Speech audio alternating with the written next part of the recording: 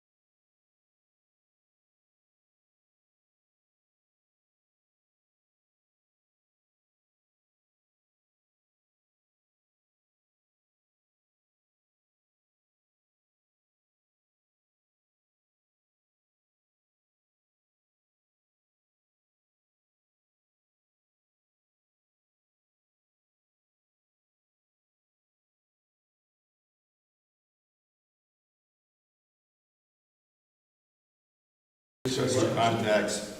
We can look at the number and I'll write it down. Okay. So you don't have to cross where that wire is.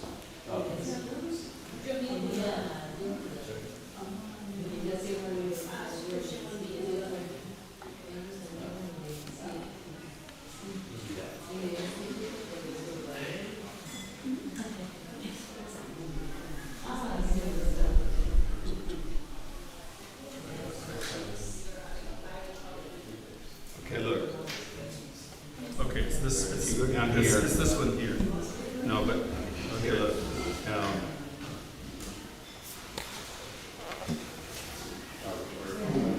All right, let's just not just write it. 8502. What? 8502. 1883. That's your cell. Is that the landline? No, her landline is 2645 5435. 5435, 1883, and 5435. Yeah. Okay, thank you.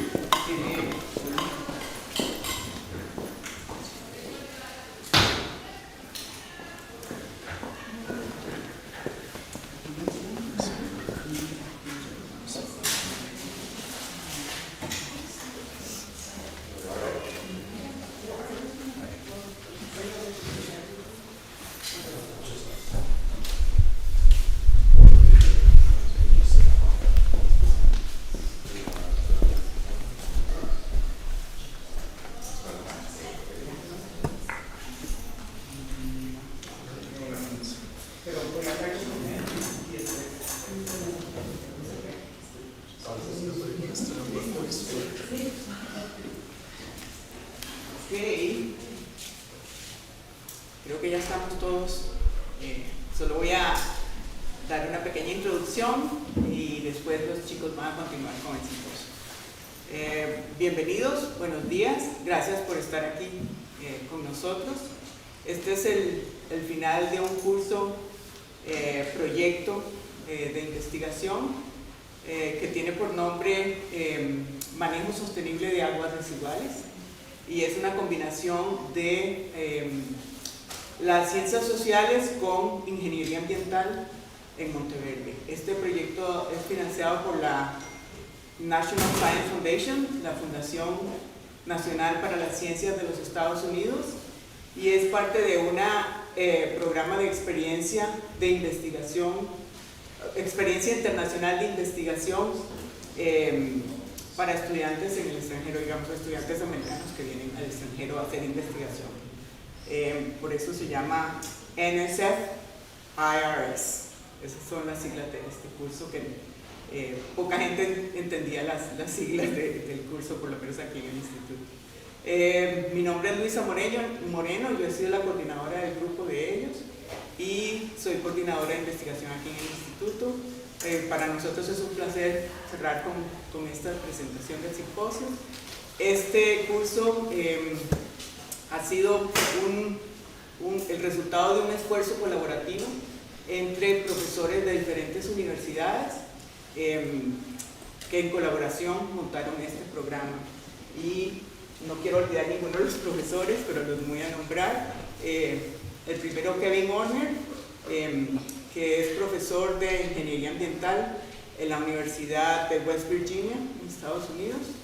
El segundo es Pablo Cornejo, que es ingeniero civil de la Universidad Estatal de California, en Chico, ¿cierto? Y después los dos siguientes son antropólogos de la Universidad del Sur de la Florida. El primero es David Himmel Green, espero haber pronunciado bien. Y la segunda es Nancy Romero Daza. Ellos son antropólogos, como dije, de la Universidad del Sur de la Florida. Entonces, I just want to say to the students, thank you for your hard work here, and also thank you for sharing this information with us. So, estamos listos. All yours. Good morning, everyone. Thank you for coming to our presentation today. Understanding wastewater technologies and management. Like Luisa said, we're a team of anthropologists and engineers from California State University of Chico, the University of South Florida, and West Virginia University, in collaboration with the NSF Institute and the National Science Foundation. I'm Cristian Mundia, a civil engineering undergraduate student from Chico State. I'm Sarah Galen, a civil engineering undergrad from West Virginia University. I am Eddie Aguica, civil engineering undergrad at Chico State. And I'm David Seats, a civil and environmental engineering PhD student at West Virginia University. And like Lucy said, we are led by a group of faculty from the same institutions. And this material is based upon work supported by the National Science Foundation and with these grant members. Any opinions, findings, and conclusions or recommendations expressed in this material are those of the authors and do not necessarily reflect the views of the National Science Foundation. So this study is a 3-year-long study which focuses on centralized, decentralized, and hybrid systems. This first year we focus on decentralized systems such as composting toilets and septic tanks to quantify the environmental and economic impacts that these systems produce, as well as investigating social and economic impacts through conducting interviews with local homeowners of the Monteverde region.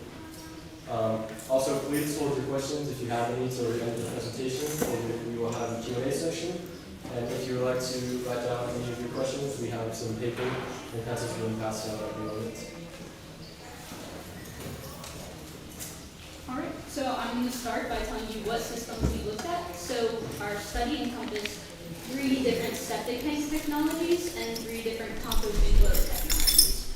For septic tanks, our variable ST1 was a very typical septic tank system of Costa Rica. It consists of a square tank made of cinder blocks. The system had no floor and it served 3 different people. For our second septic tank system, this was a prefabricated septic tank made of plastic and served 5 different people. And for our third system, this was another prefabricated septic system that was a cluster system, meaning it served 2 different households. It was also made of plastic and served 9 different people. For our composting toilets, the first compost toilet site was a very typical compost toilet where the waste is deposited into a plastic barrel. This served 2 different people. The compost we sampled was about 3 months old, and this system had a greenhouse associated with it. For our second compost system, this was another typical system which served a varying number of people.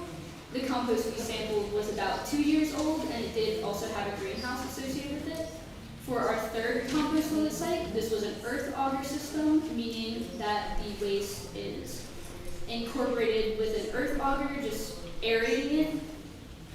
This system served 3 different people. The compost we sampled was approximately a month old, and this system had no greenhouse associated with it. So to describe about these technologies, compost toilets work when the waste is deposited into the barrel. You typically use wood shavings as a desiccant for the system. Urine gets diverted into a separate collection container, and there's a constant fan running to vent out any bad odors. For septic tank systems, this is a septic tank with a drain field, so this is the most typical system in Costa Rica. So your waste goes into the septic tank, your solids get settled out, and fats, oils, and greases get deposited in the top and it's dumped there. So in the middle, you'll have this partially clarified water. In this tank, there's a lot of anaerobic decomposition happening, where microbes are breaking down your waste in the presence of a lack of oxygen. And then this partially clarified water goes into your drain field, where it percolates through the soil into the groundwater. There's also aerobic and anaerobic decomposition happening, where the microbes are continuously working to clean this water before it gets to the groundwater. So each week for about 4 weeks, we went to each septic site and composting toilet site where we measured data on things like turbidity, pH, conductivity, and dissolved oxygen. And we took these samples and analyzed them in the Monteverde Institute laboratory. so that we can run analysis on total nitrogen, total phosphorus, and chemical oxygen treatment. And the remainder of the samples were sent to the University of Costa Rica so that they could be analyzed for helminths, E. coli, ion analysis for phosphate, nitrate, and ammonia. In total, about 266 tests were/are being completed, and 105 of those tests were conducted here in the Institute laboratory.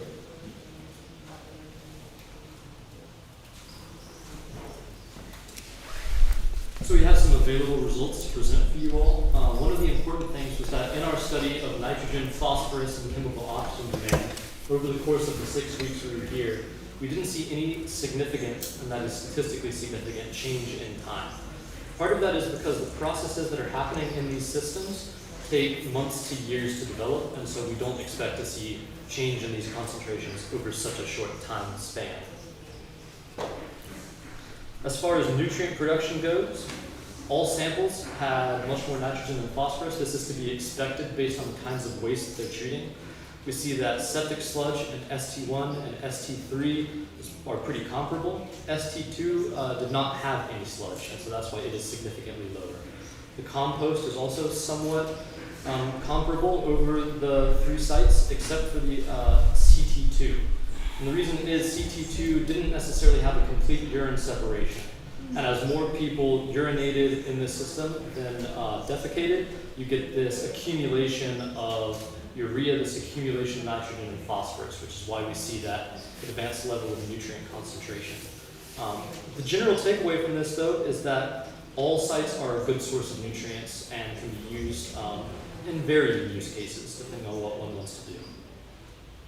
So looking at that same data, but now instead of concentration, looking at kilograms of nutrients per year, we see that the septic systems generally have more nitrogen and a little bit more phosphorus, with the exception of CT1, than the composting toilets. This is because they tend to have more users associated with them. And we also see that trend with the accumulation of phosphorus happening in CT2, like I mentioned. So I'd like to talk about the greenhouse gas emissions of these different systems. So in terms of our septic tanks, the greenhouse gas emissions were highly dependent on the number of users of these systems. So for our first system, this is what is very typical that you would expect. For our second septic tank system, this system is only a year old, so it had no sludge accumulation, leading to lower carbon dioxide and methane emissions. And for our third system, it had 9 different users, so that is going to lead to higher emissions. And in terms of the compost toilet emissions, those emissions are very dependent on the users and the density of the compost. So our first site, compost CT1, this had very typical emissions that you would expect. We only measured the different methane emissions. For site 3, this was the earth auger, and again, that auger incorporates air into the mix, so there's a rapid aerobic decomposition. So this just means there's not going to be any anaerobic decomposition or very little anaerobic decomposition in the compost itself, and leading to it having a very low density. And for our second compost toilet site, this one had no urine diversion in the compost, so that means it's going to be more dense, have a higher nutrient composition, and a higher moisture composition.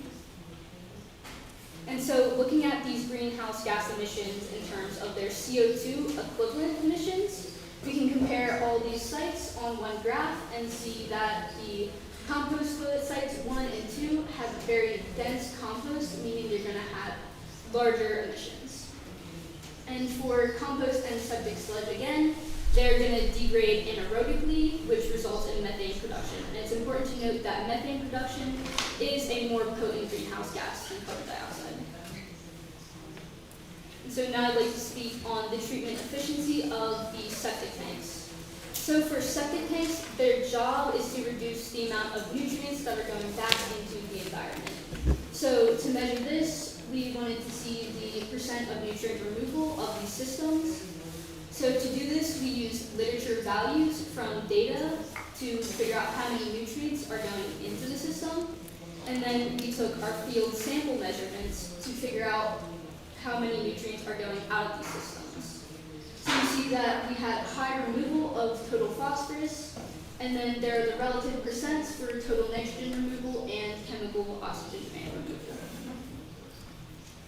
And so, although there are no current decrees on the percent of removal of septic tanks for Costa Rica, we do have Costa Rica's national standard for wastewater treatment plant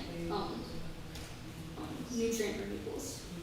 So, comparing these septic tank nutrient removal efficiencies to that of wastewater treatment plants in Costa Rica, we can see that the total phosphorus was below all of the maximum limit for emissions.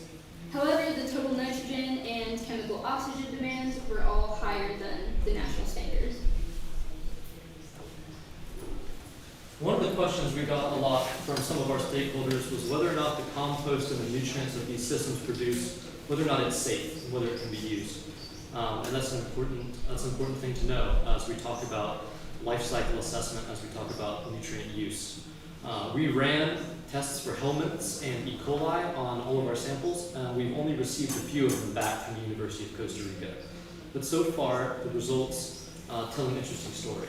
We didn't receive any results of helminths in any of the samples that we have data on yet, which is a very good sign. But as far as E. coli goes, the story is a little bit different. In both septic tanks 1 and 3, we don't yet have data on septic tank 2 back from UCR. But in 1 and 3, we saw so many fecal coliform units that it exceeded what the test could predict.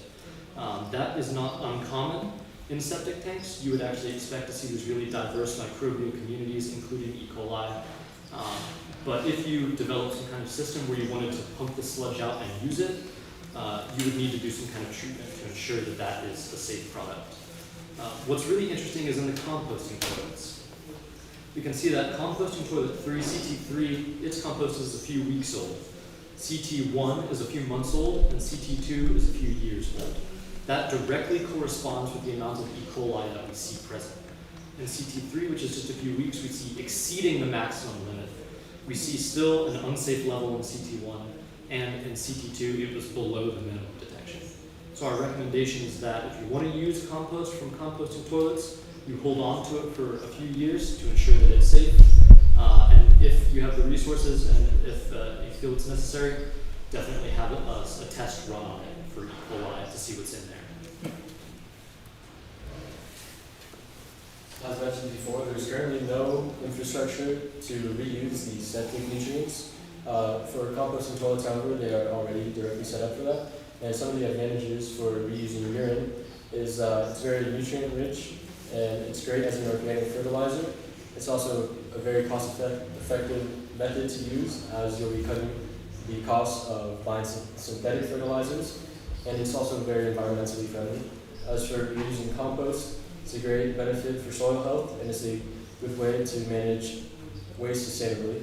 Best practices when we're using this compost, as for the urine, is to dilute it with a ratio of some water amount, to store it for a minimum of a few months, and to test it for pathogens to make sure that it's safe for reuse. And when applying it, to apply it around the plants. If you're using it for fruit trees, to not apply it directly onto any of the fruit. And when reusing compost, same thing, store it for a few years at the minimum, and then test it to make sure that the pathogens and E. coli are no longer there. And when applying it, you apply it around the trees as well, not directly onto any of the fruit or leaves that you are applying into it. Cool. Now let's talk money. Love that. So circular economy is a big part of our research.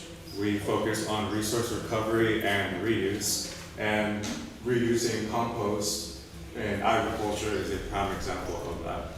As mentioned before, there is a lack of infrastructure to collect these full composting barrels. And where I hear lack of infrastructure, I also hear business opportunity. This is nutrient-rich compost that can be used for agriculture, which is a big part of the economy.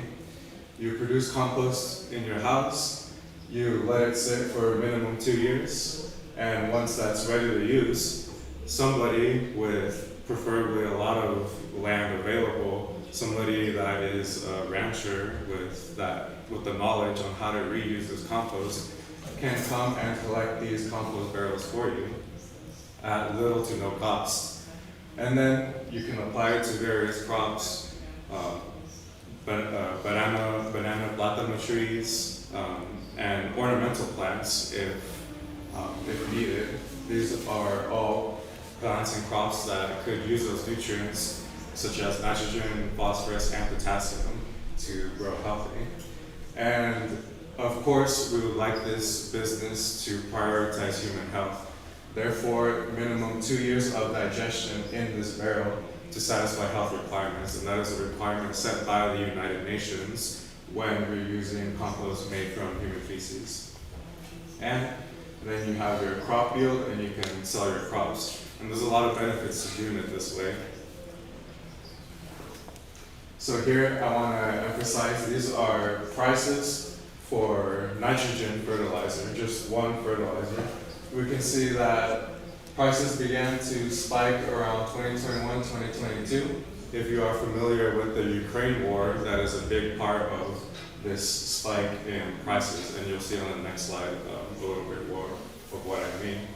But this is how much the liquid nitrogen would go for. Almost 200,000 colones per ton for liquid nitrogen, and for urea, almost $300,000 or colones, per ton. That's a lot of money, and that is why this is such a great opportunity for somebody to come and make use of. They will not have to spend that much on synthetic fertilizer. And like I said, this is just for nitrogen. It does not include the other nutrients that we have analyzed are in the compost, such as phosphate and potassium, which, as mentioned before, a lot of crops that are grown here could really use.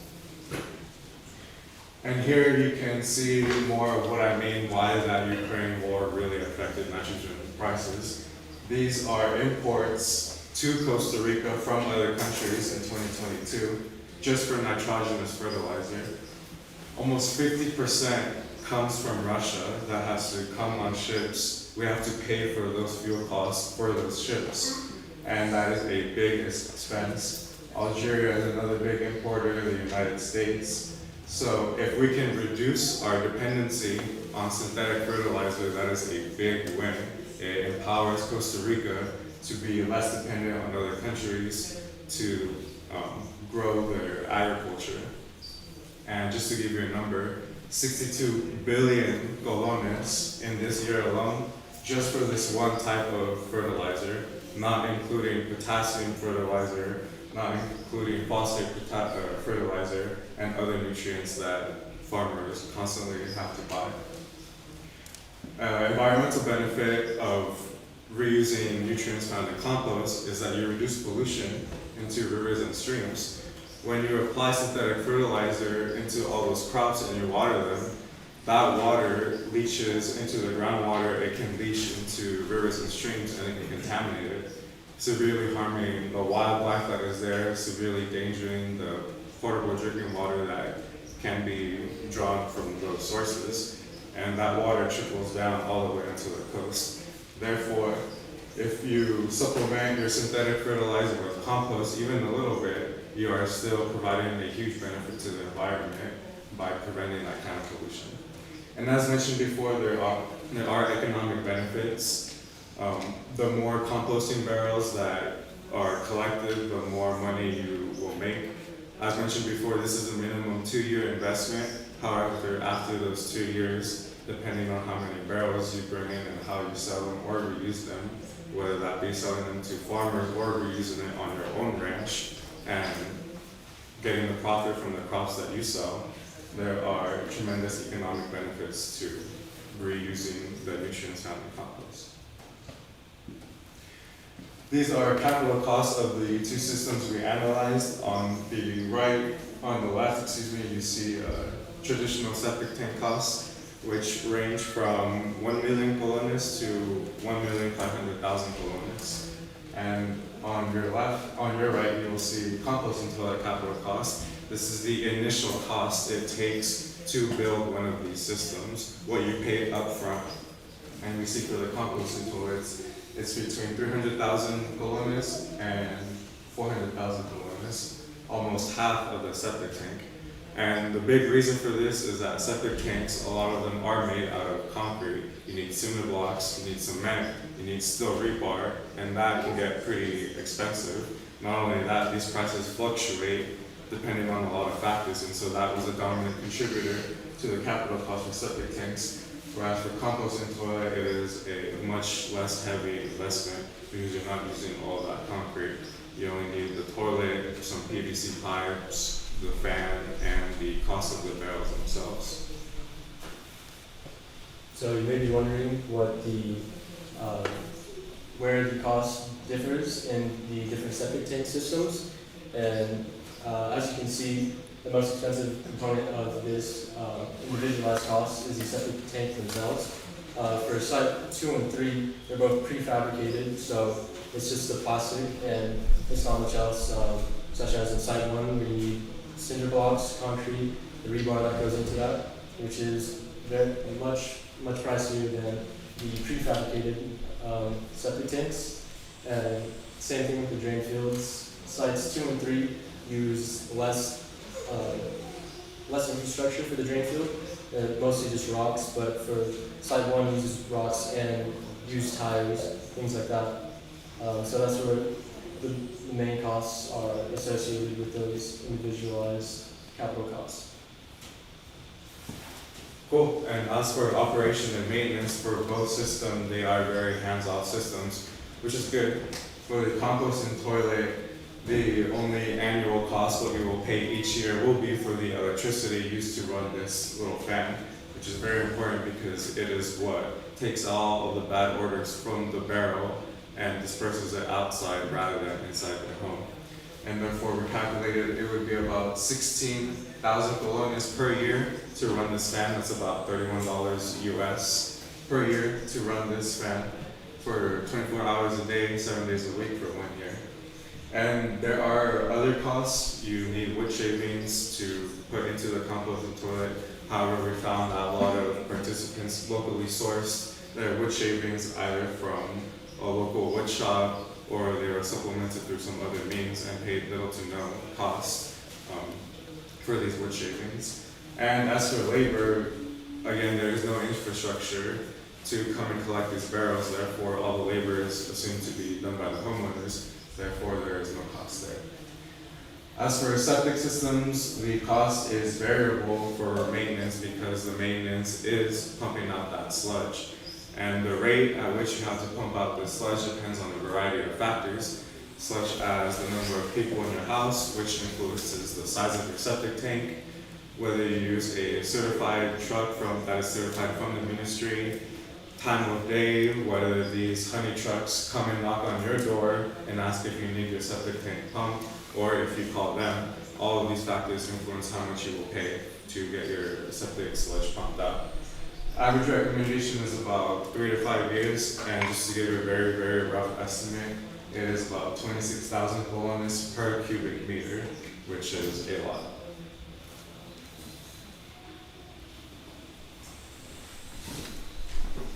It's important to bring up and mention the limitations that our research faced and how that might qualify some of the results that we're presenting. One of the chief limitations is that we're still waiting on a lot of our results to come back from the University of Costa Rica, specifically phosphate, ammonia, nitrate. Those are our ions, and the vast majority of our biological results. That's what we're still waiting on.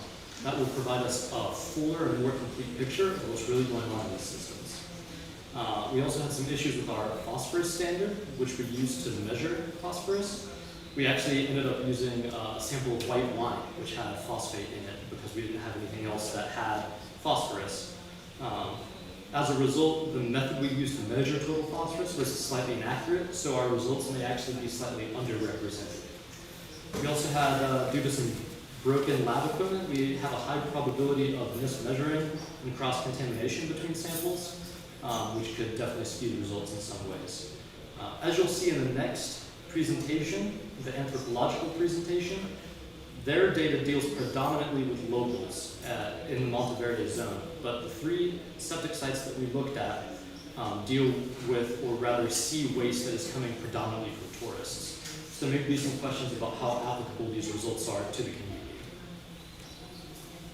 So conclusions is broken down into 2 sections. It's broken down into future research activities and what our results, despite the limitations, suggest. As far as our future research goes, we're looking into doing a life cycle assessment analysis of these systems.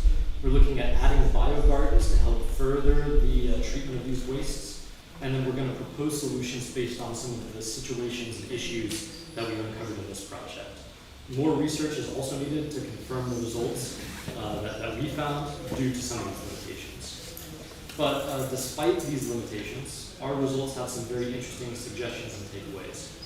One thing I wanted to mention by way of comparison is that in the United States, it's very common for septic tanks to treat both water from toilets and water from sinks, showers, washing machines. And as a result, in the US, the water that comes into these systems can be aerated. It's got a lot of oxygen in it. That can hinder the way that nitrogen is dealt with and processed. But here in Costa Rica, septic tanks typically or almost exclusively treat black water, which means that the liquid coming into the system lacks oxygen. That lack of oxygen can help nitrogen be removed from the system. So that's a plus. We're seeing that our systems here are actually a little bit better at removing nitrogen than systems in the US, and that's reflected by the amount of methane that's being produced. Methane is a byproduct of that process. That said, our results suggest that these same septic tanks may be causing significant levels of groundwater pollution. In the higher elevation areas where this is happening, that groundwater pollution can travel downhill and start to impact drinking water sources. So we may start to see nitrates in drinking water, which can cause issues like blue baby syndrome. You can see levels of E. coli in drinking water, which can cause further issues. Again, this isn't a definitive result, so I don't want that to be the takeaway, but it is possible that something like this may be developing in the future. That said, both technologies, both septic tanks and composting toilets, provide good sources of nutrients and good opportunities for ways that we can leverage these nutrients in this community. But caveat to that is that no infrastructure currently exists to deal with the compost, to deal with the septic sludge, other than potentially hauling it away. And as a result of all of those takeaways, these systems, as they currently stand under these conditions, and again, these conditions may change with our future work, but as they currently stand, they may not be economically, socially, or environmentally sufficient.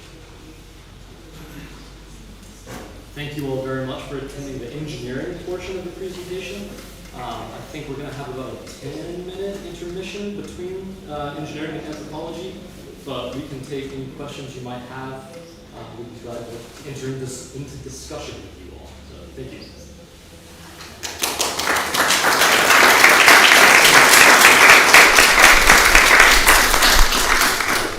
Gracias, chicos. Como dijo Peyton, vamos a tener un receso. Hay refrigerio en la parte donde están el café y el té, y vamos a esperar 10 minutos. Entonces, son bienvenidos de pasar al área de café. Gracias.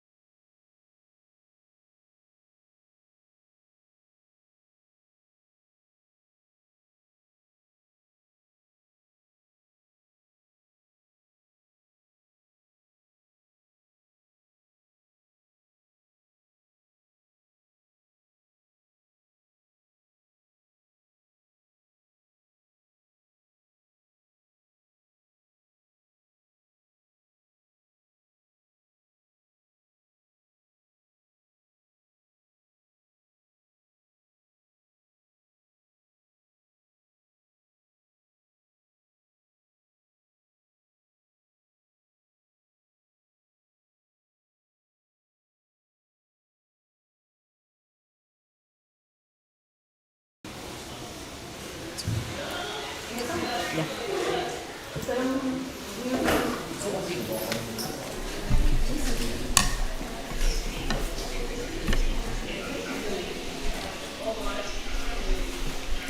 toma el café? ¿Se toma el café? Siempre que tengo menos café.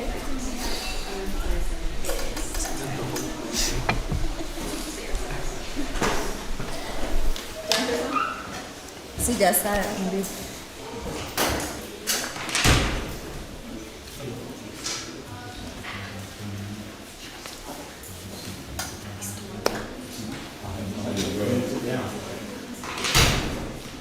Yours is full of wax, I can hardly do anything.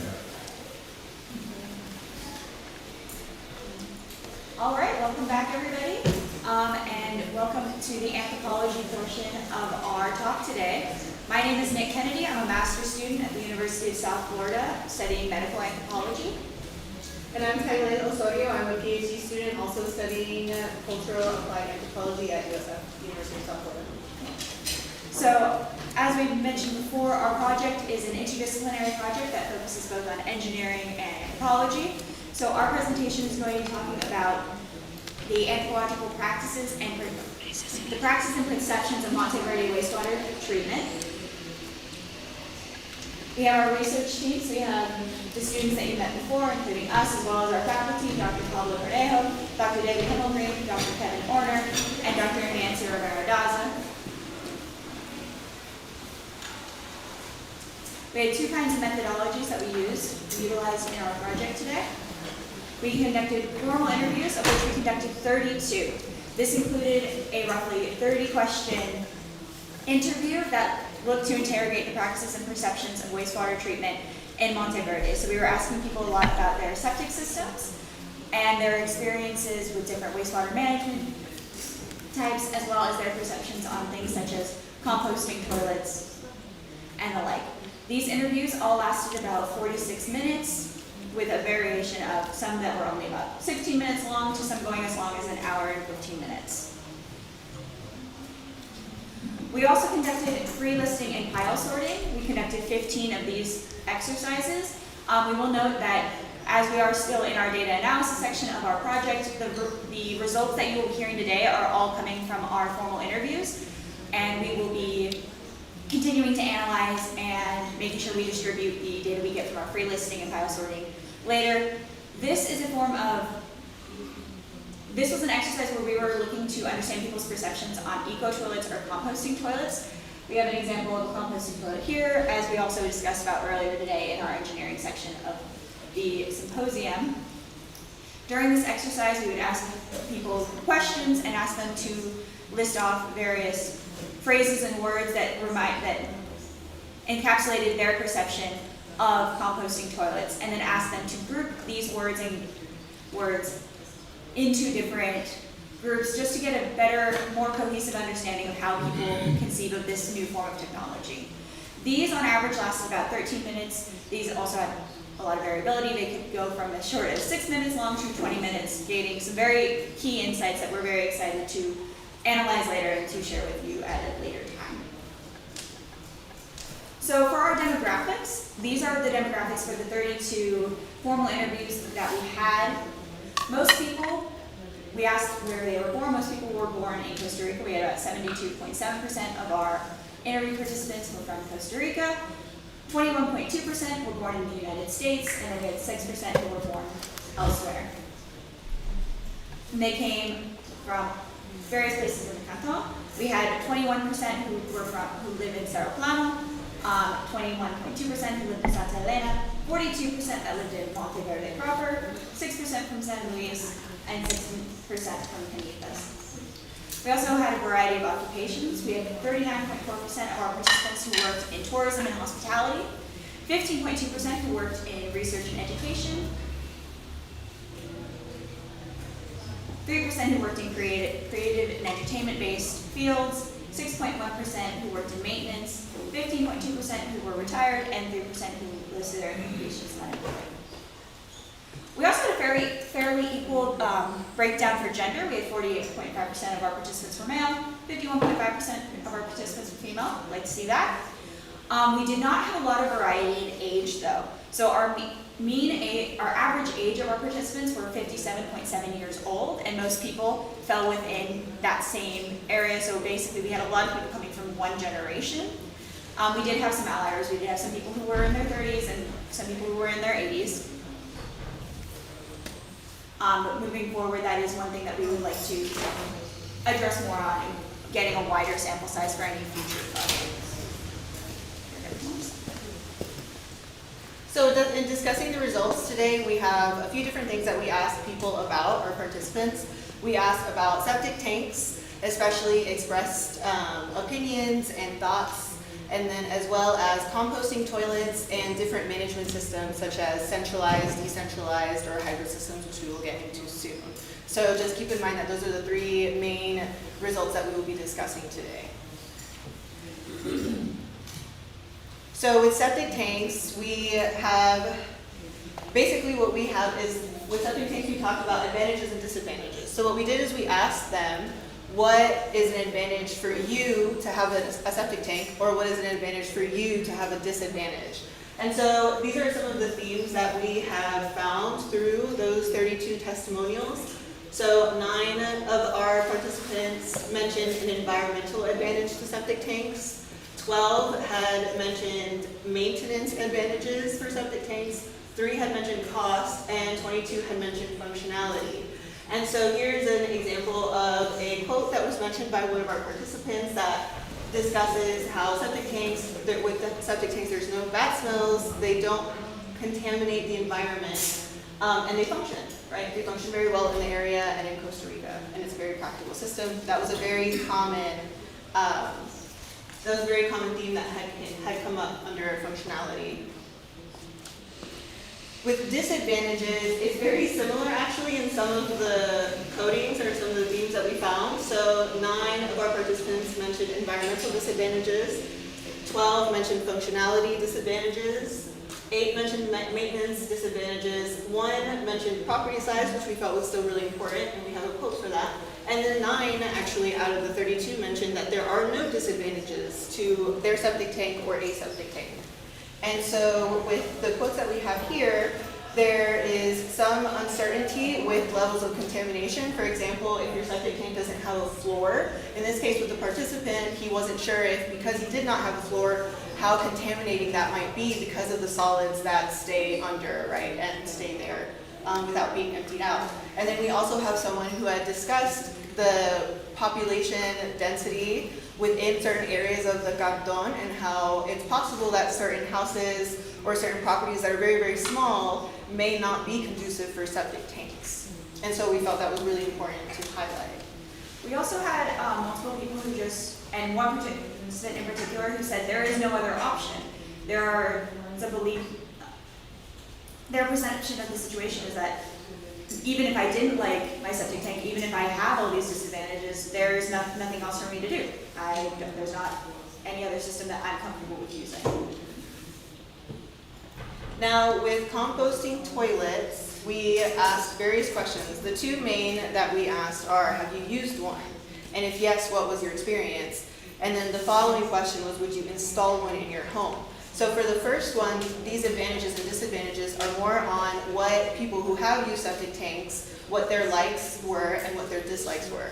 And in this case, we found these following themes. So largely, most people really enjoyed the experience because it was very environmentally friendly, it's sustainable, and it conserves water, which is like the main component of sustainability when it comes to a septic tank.